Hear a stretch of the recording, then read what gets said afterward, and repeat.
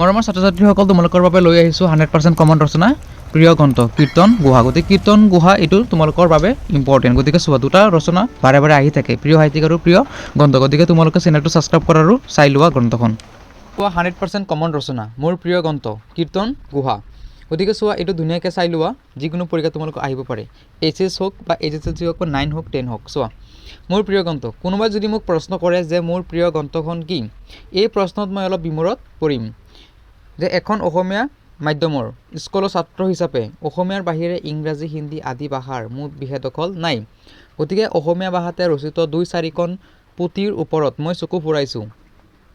আঙুলিৰ মূৰত লিখিব পৰা এইকেইখন পুথিৰ ভিতৰত মোৰ আটাইতকৈ প্ৰিয় পুথিখন হ'ল সমগ্ৰ অসমীয়া জাতিৰ চিৰ পৰিচিত ধৰ্মপুথি কীৰ্তন। এতিয়া চোৱা গ্ৰন্থকাৰৰ পৰিচয়। অসমৰ ভাষা ধৰ্ম সাহিত্য আৰু সংস্কৃতিৰ অন্যতম প্ৰবক্তা ব্যক্তি যুগনায়ক মহাপুৰুষ শ্ৰীমন্ত শংকৰদেৱে কীৰ্তন পুথি প্ৰণয়ন কৰে।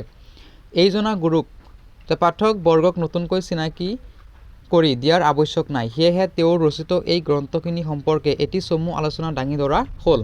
বিষয়বস্তু যে ভগৱান শ্ৰীকৃষ্ণৰ সৃষ্টি স্থিতি পলায়নৰ গৰাকী তেওঁই যে ভকতৰ ভজনীয় ঈশ্বৰ। এই পৰম পুৰুষজনৰ ঐশ্বৰিক চৰিত্ৰ যে দৈবিক বৰ্ণনা ভক্ত আৰু ভগৱানৰ অপৰিহাৰ্য সম্পৰ্ক, এইখিনিকে লৈ মহাপুৰুষজনাই বিভিন্ন আখ্যান উপাখ্যান আদিৰ মাজেৰে প্ৰায় 1.5 কৰি পৰ্যন্ত এই মহান গ্ৰন্থখিনি পৰিসমাপ্তি ঘটাইছে। ঠিক আছে, এতিয়া চোৱা সাহিত্যিক অলংকাৰ। এইটো খুব ইম্পৰ্টেণ্ট, জানিব লাগিব। সাহিত্যিক অলংকাৰ যে কীৰ্তন পুথিখনৰ আধিৰে পৰা অন্তলৈকে পদ ছবি দুলদি আদি নানা ছন্দ প্ৰয়োগ কৰি গ্ৰন্থখিনি অতি মধুৰ কাব্যত পৰিণত কৰিছে। অপূৰ্ব শব্দচৰণ ঘৰুৱা শব্দৰ সমাৱেশ ছন্দৰ লালিত্য ভাষাৰ মাধুৰ্য আৰু বৰ্ণনাৰ প্ৰাচুৰ্য এক অতি মহান সাহিত্যিকৰ সৌন্দৰ্যৰ সৃষ্টি কৰিছে। শ্ৰীকৃষ্ণৰ দৈহিক বৰ্ণনা কৰিবলৈ গৈ তেওঁ লিখিছে যে তত্ত্ব সনব সম জলে দেশ নীৰৱ পম ললিত বলিত হাত পাব। যে এই গ্ৰন্থখিনি ভাল পোৱাৰ কাৰণ, এতিয়া চোৱা বিভিন্ন কাৰণ থাকিব পাৰে গ্ৰন্থখিনিক এটা ভাল পোৱাৰ কাৰণ, গতিকে এইখিনি লিখিব লাগিব। যে ডক্টৰ বাণীকান্ত কাকতিদেৱৰ মতে কীৰ্তন হ'ল চিত্ৰ বিচিত্ৰ পখিলাৰ দৰে, ইয়াৰ সৌন্দৰ্য কোনো ক্ষেত্ৰতে স্থান পৰা নাই। বা এনেকৈ লিখিব পাৰে, ইয়াৰ সৌন্দৰ্য কোনো জোখত ধৰা নপৰে। ই ল'ৰাক কি দিছে, ধেমালি বস্তু দিছে, ডেকাক গৌৰৱত্ব দিছে আৰু বয়োবৃদ্ধসকলক সৃষ্টিত্বৰ গভীৰ কথাৰে মহান উদুমো যোগাইছে। পুথিখনৰ আৰম্ভণিতে এইজনা মহান গুৰুৱে সমস্ত জগতৰ জাতিৰ প্ৰতি ভক্তিৰে প্ৰতিপান জনাইছে। প্ৰথমে প্ৰণামো ব্ৰহ্মৰূপী সনাওত সৰ্ব অৱতাৰৰ কাৰণ নাৰায়ণ।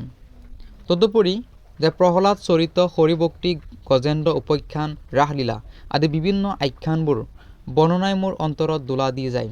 সেয়েহে মই কীৰ্তন পুথিখন অতি ভাল পাওঁ। সামৰণি চোৱা, নিশ্চয় সীমিত অভিজ্ঞতা আৰু কম সময়ৰ ভিতৰত এই সন্মানিত বিষয়ে যে অদুপান্ত দাঙি ধৰিব নোৱাৰাটোৱেই মোৰ সীমাবদ্ধতা, কিন্তু মোৰ হৃদয়ে সদায় এই পবিত্ৰ পুথিখনৰ পৰা প্ৰেৰণা লাভ কৰে। গতিকে এইখিনি আছিল গ্ৰন্থখিনিৰ সামৰণি। গতিকে তোমালোকে ভিডিঅ'টো ভাল পালে শ্বেয়াৰ কৰিবা, চেনেলটো ছাবস্ক্ৰাইব কৰা আৰু ইনষ্টাগ্ৰামত তোমালোকে ফ'ল' কৰি দিয়া পায়লা চেনেলটো।